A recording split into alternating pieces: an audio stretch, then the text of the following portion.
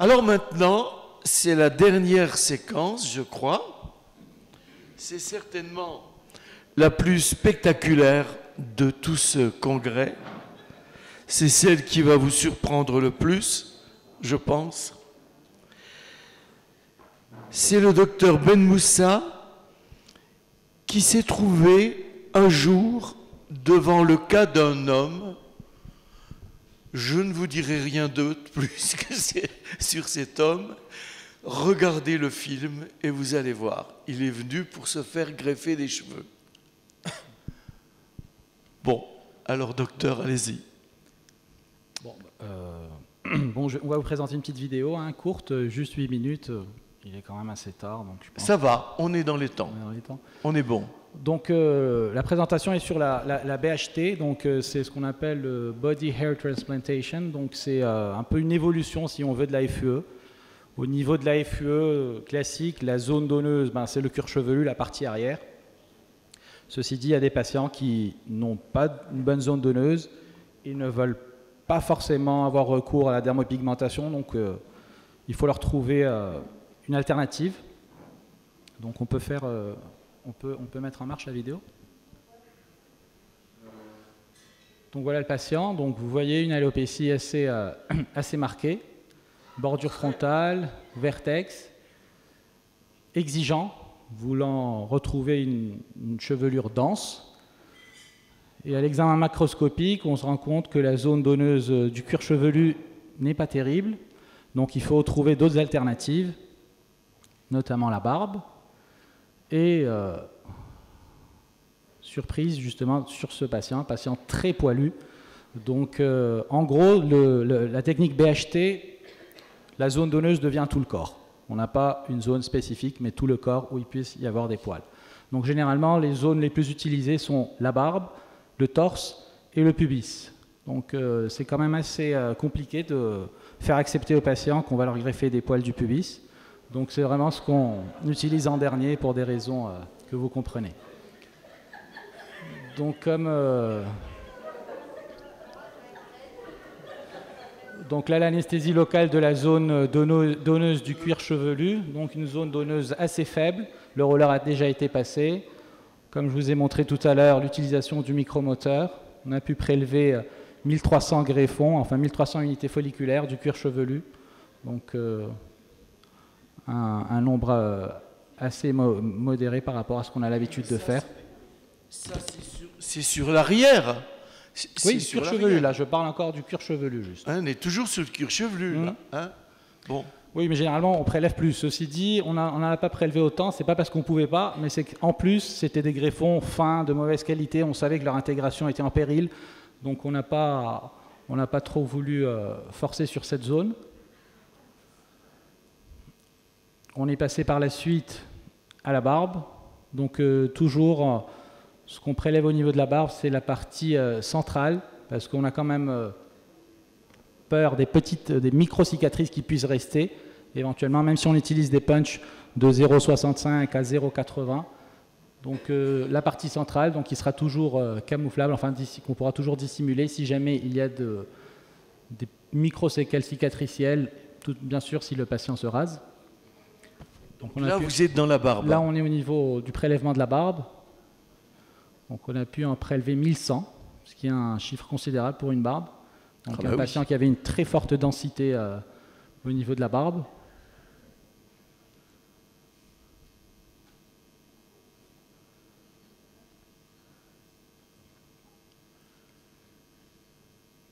Bien sûr, auparavant, on l'avait examiné avec le Hair Analyzer.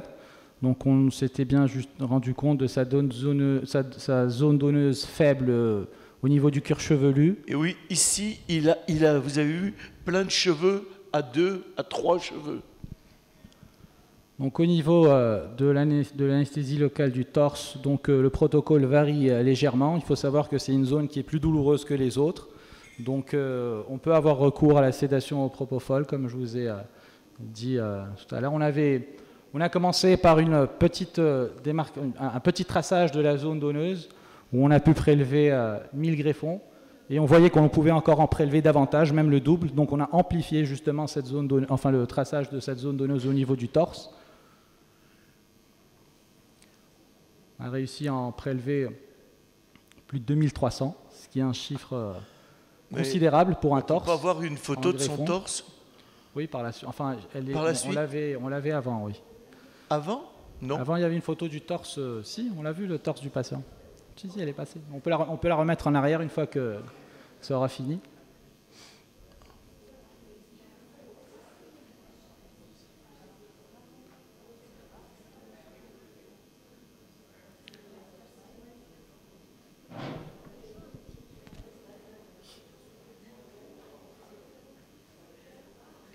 Est-ce que c'est possible d'aller en arrière juste pour voir une photo du torse? Après? Ok. Hop, un petit peu avant. Non, après ça. Si. Il y a une photo du torse. Juste après ça, laissez... Voilà, arrêtez. On voit rien. Un peu le côté. Si, à ce niveau-là. Donc, nous, on a prélevé. Pardon.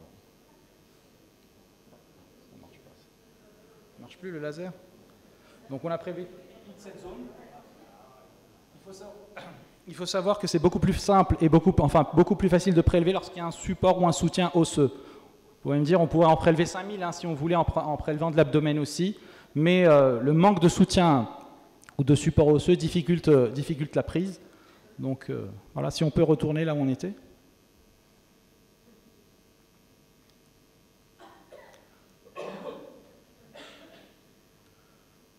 Ici, nous ne devons pas laisser justement d'autres unités folliculaires à côté pour couvrir, parce qu'on n'a aucun souci qu'il n'y ait plus de poils au niveau du torse. Ça arrange même le patient. Il pourra même par la suite, s'il veut, faire une épilation au laser pour enlever le reste.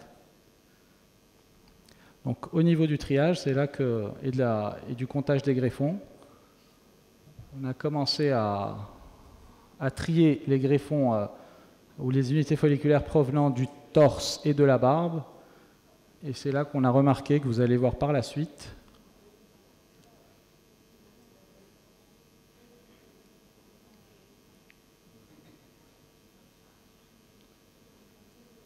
normalement il y a une photo qui doit apparaître là. Alors, il faut savoir que dans la plupart des ouvrages, on nous parle toujours d'unités folliculaires au niveau du torse comme de la barbe à 1 cheveu, du moins 80 ou 90%. Là, vous pouvez voir clairement des unités folliculaires prélevées du torse où il y a 2 cheveux. Donc, on ne pourrait pas dire que c'est une surprise parce que ça peut arriver, mais ce patient, il en avait vraiment. C'est-à-dire, normalement, 80 à 85% des unités folliculaires du torse n'ont qu'un cheveu. C'est pour ça qu'on dit que c'est des poils et non des cheveux. Lui, il en avait plus de 70%, où il y en avait des 2, des 3, vous verrez sur d'autres images. Là, on est en train de trier justement les 2 et les 3 pour pouvoir les séparer, savoir que ça nous donnera beaucoup de volume, même avec un nombre moindre, donc très volumateur. Un gros diamètre en plus. Et c'est des diamètres épais, donc contrairement à ceux du cuir chevelu. Donc là, vous pouvez voir, torse, des unités... il ne marche pas. Des unités folliculaires à 2. Donc vous pouvez voir qu'il y en a plein à 2.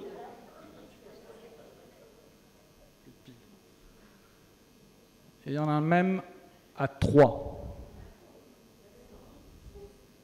Bien sûr, c'est un cas anecdotique, on ne fait pas ça tous les jours. On voulait vous le présenter parce que c'est quelque chose qu'on voit pas tout le temps.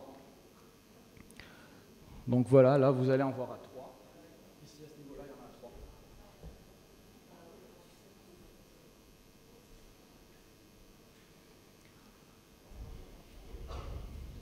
Imaginez tout ce qui était retiré au niveau du torse.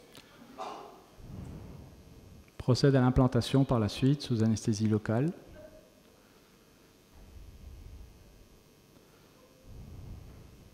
Notre moyenne est entre 4h et 4h30 pour une méga séance. Ce type d'intervention, le prélèvement est beaucoup plus long, beaucoup plus délicat. Donc ça nous prend entre 6h30 en 6h et 6h30.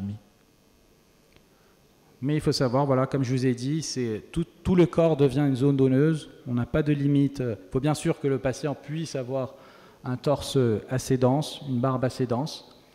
On peut couvrir pratiquement l'intégralité de son alopécie en une seule séance.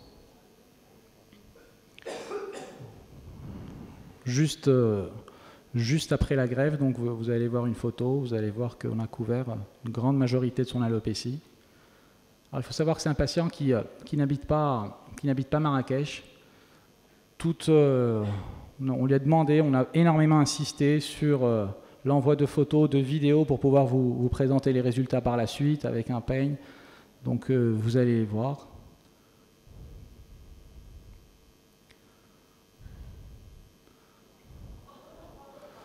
Alors il faut savoir que on a greffé des poils, la plupart, donc la grande majorité, plus du 75%. C'est un type qui a poil. Donc patient très satisfait. Ceci dit, il faut prendre en considération que c'est des poils, qu'ils ont plus tendance à friser. Donc lui, il a recours 2 à 3 fois par an à des lissages à la kératine. Ça le dérange pas davantage. Mais bon, il faut prévenir le patient quand même, parce que éviter les surprises. Voilà sa zone donneuse.